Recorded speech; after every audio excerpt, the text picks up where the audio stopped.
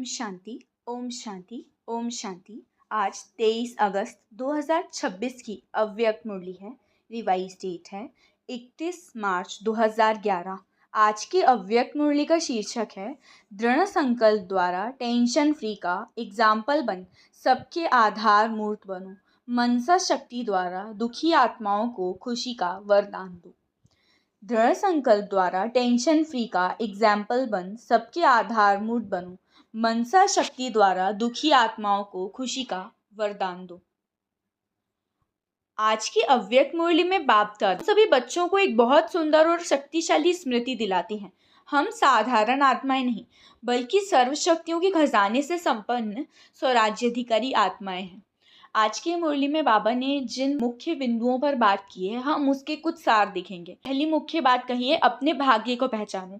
बाप दादा कहते हैं कि हर एक बच्चे के मस्तक पर दिव्य चमक, नैनों में स्नेह, मुख पर ज्ञान और दिल में परमात्मा प्रेम की रेखा दिखाई देती है।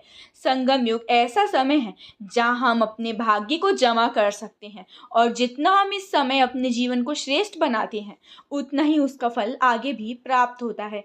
इसीलिए कभी अपने आप को कमज़ोर या भाग्यहीन मत समझो। परमात्मा द्वारा मिला हुआ भाग्य हमारा सबसे बड़ा खजाना है। सेकेंड पॉइंट, स्वराज्याधिकारी बनो। बाप दादा की शुभ आशा है कि हर बच्चा स्वराज्याधिकारी बने। स्वराज्य का अर्थ केवल भविष्य में राज्य करना नहीं है बल्कि अभी अपने मन, बुद्धि, संस्कार और कर्मेंद्रियों पर अपना अधिकार रखना है। कई बार हम कहते हैं मेरा मन नहीं मान रहा, मेरे विचार मेरे कंट्रोल में नहीं है, लेकिन बाबा याद दिलाते हैं मन हमारा है, हम मन के नहीं। जब हम बाबा को अपना सच्चा साथी बना लेते हैं तो मन और बुद्धि पर नियंत्रण पाना सहज हो जाता है। इसीलिए अपनी स्मृति रखो, मैं शिव शक्ति हूँ, मैं स्वराज्याधिकारी आत्मा हूँ। तीसरा पॉइंट, दृढ़ संकल्प, अटेंशन, नो टेंशन। आज की मुरली का सबसे सुंदर संदेश है अटेंशन, नो टेंशन। टेंशन बाहर की परिस्थिति से कम और हमारे मन के संकल्पों से ज़्यादा पैदा होती है। परिस्थितियाँ हमेशा हमारे अनुसार नहीं चलेगी। कभी कोई समस्या आएगी, कभी किसी की बात बुरी लगेगी, कभी भविष्य को लेकर चिंता होगी, लेकिन ऐसी हर परिस्थिति में हमें स्वयं से कहना है मैं टेंशन को अपना नहीं बनाऊंगी, मैं परिस्थिति की गुलाम नहीं अपनी स्थिति की मालिक हूँ। सिर्फ ये सोचना नहीं कि मैं टेंशन फ्री रहूंगी बल्कि दृढ़ संकल्प करना है मुझे टेंशन फ्री बनना ही है, क्योंकि जहाँ दृढ़ता होती है वहाँ सफलता निश्चित होती है। चौथा पॉइंट, हमारा चेहरा भी सेवा करे।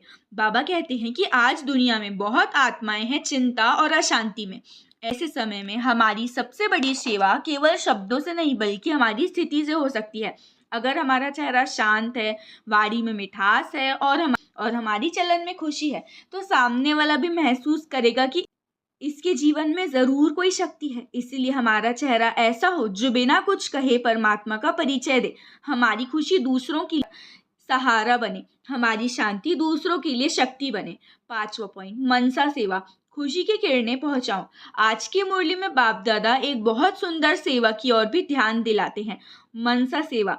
जैसे हम अपने दूसरे कामों के लिए समय निश्चित करते हैं वैसे ही कुछ समय ऐसा भी हो जिसमें हम अपनी शुभ भावना और शक्तिशाली संकल्पों द्वारा दुखी आत्माओं को खुशी की किरणें दें। हम मन में संकल्प कर सकते हैं हर आत्मा शांत रहे, हर आत्मा खुश रहे, हर आत्मा को शक्ति मिले। किसी को बदलने की कोशिश नहीं, किसी के लिए नकारात्मक संकल्प नहीं, बस शुभ भावना। यही हमारी मनसा शक्ति है। छठवां, समय और संकल्प दोनों की कीमत पहचानो। बाबा कहते हैं कि संगम युग की दो सबसे अमूल्य चीजें हैं समय और संकल्प शक्ति। हम धन को व्यर्थ खर्च होने से बचाते हैं लेकिन कई बार अपनी कीमती समय और संकल्पों को व्यर्थ बातों में खर्च कर देते हैं। एक व्यर्थ संकल्प दूसरा व्यर्थ संकल्प लेकर आता है और धीरे धीरे मन की शक्ति कम होने लगती है। इसलिए स्वयं से पूछें आज मैंने अपने समय का कितना सदुपयोग किया, मेरे कितने संकल्प शक्तिशाली थे और कितने व्यर्थ थे। अगर हम हर दिन थोड़ा सा भी अटेंशन दें तो धीरे धीरे हमारी सोच बदलने लगेगी। सातवां, मनन शक्ति से शक्तिशाली बनो। आज के वरदान में बाबा कहते हैं कि मनन शक्ति द्वारा आत्मा में सर्व शक्तियां भरती हैं। सिर्फ मुरली सुन लेना पर्याप्त नहीं, एक बात सुने, उस पर कुछ क्षण रुकें, सोचें और स्वयं के जीवन से जोड़े। यही मनन है। जैसे दूध को मथने से मक्खन निकलता है वैसे ही ज्ञान की एक एक पॉइंट पर मनन करने से उसके अंदर छिपी शक्ति हमारे जीवन में प्रकट होती है। इसीलिए रोज थोड़ा थोड़ा समय अंतर्मुखी होकर मनन करना जरूरी है। अच्छा, आगे फिर बाबा ने सभी बच्चों को याद प्यार दी है। अब कहो, हम रूहानी बच्चों की रूहानी बाप दादा को याद प्यार, गुड मॉर्निंग और नमस्ते नमस्ते नमस्ते। शुक्रिया बाबा, शुक्रिया। आज का वरदान है, मनन शक्ति द्वारा शक्तिशाली बन, विघ्नों के फोर्स को समाप्त करने वाले सर्व आकर्षण मुक्त भव। मनन शक्ति द्वारा शक्तिशाली बन, विघ्नों के फोर्स को समाप्त करने वाले सर्व आकर्षण मुक्त भव। विस्तार।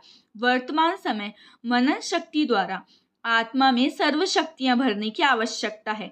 इसके लिए अंतर्मुखी बन, हर पॉइंट पर मनन करो तो मक्खन निकलेगा और शक्तिशाली बन जाएंगे।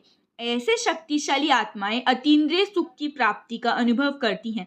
उन्हें अल्पकाल की कोई भी वस्तु अपने तरफ आकर्षित नहीं कर सकती। उनकी मग्न अवस्था द्वारा जो रूहानियत की शक्तिशाली स्थिति बनती है, उससे विघ्नों का फोर्स समाप्त हो जाता है। आज का स्लोगन है, ब्राह्मण संसार में सर्व का सम्मान प्राप्त करने वाले ही तख्त नशीन बनते हैं। ब्राह्मण संसार में सर्व का सम्मान प्राप्त करने वाले ही तख्त नशीन बनते हैं। ये अव्यक्त इशारे अपवित्रता के बीज को भी समाप्त कर संपूर्ण स्वच्छ अर्थात पवित्र बनो। विस्तार। ब्रह्मा बाप और शिव बाप की विशेष पसंदगी है पवित्रता, लेकिन पवित्रता की परिभाषा बहुत श्रेष्ठ और गुह्य है। पवित्रता जहाँ होगी वहाँ निश्चय, सच्चाई, सफाई ये सब आ जाता है। संपूर्ण पवित्रता का अर्थ ही है स्वप्न मात्र भी अपवित्रता मन और बुद्धि को टच नहीं करे। इसी को ही कहा जाता है सच्चे वैष्णव। अच्छा, ओम शांति, ओम शांति, ओम शांति।